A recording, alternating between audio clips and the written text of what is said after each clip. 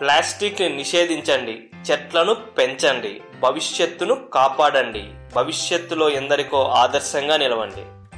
సినీ పరిశ్రమలో హీరోగా ఎదగాలంటే నైపుణ్యం, పట్టుదలతో పాటు అదృష్టం, దానికి తోడు తన దగ్గరికి వచ్చే కథలను ఎంపిక చేసుకునేటప్పుడు ఆ హీరో తీసుకునే జడ్జిమెంట్ చాలా కీలకమనే చెప్పాలి.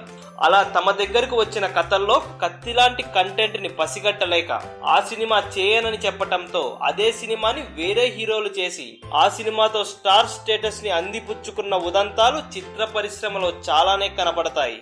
ఇప్పుడు స్టార్ గా మన ముందు వెలుగుతూ టాప్ హీరో స్థానానికి వెళ్లడానికి రాకెట్ స్పీడ్ తో దూసుకుపోతున్న నానికి ఒకానొక సమయంలో చేసిన సినిమాలు ఫ్లాపులు, ఆవరేజ్ సినిమాలుగా మిగిలాయి. అలాంటి సమయంలో భలే భలే మగాడిబోయ్ సినిమాతో స్టార్ స్టేటస్ ని అందుకొని హిట్ల పరంపరతో రికార్డు సృష్టించాడనే చెప్పాలి. నాని సినీ జీవితంలో మైలురాయిగా నిలిచిన భలే భలే మగాడిబోయ్ సినిమా కథ ముందు నాని దగ్గరకు రాలేదు. ఆ చిత్ర దర్శకుడు మారుతి ఆ కథను ముందు హీరోగా నిలదొక్కుకోవాలని అనుకుంటున్న సునీల్ కు వినిపించారు. సునీల్ ఆ కథలో కొద్దిగా మార్పులు చేర్పులు చేయమని అడిగారంట.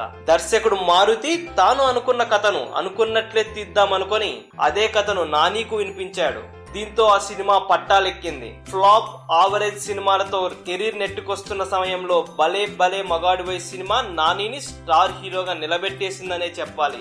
అలా సునీల్ తెలిసో తెలియకో ఒక మంచి అవకాశాన్ని వదులుకున్నాడు. నాని ఆ అవకాశాన్ని అందిపుచ్చుకున్నాడనే చెప్పాలి.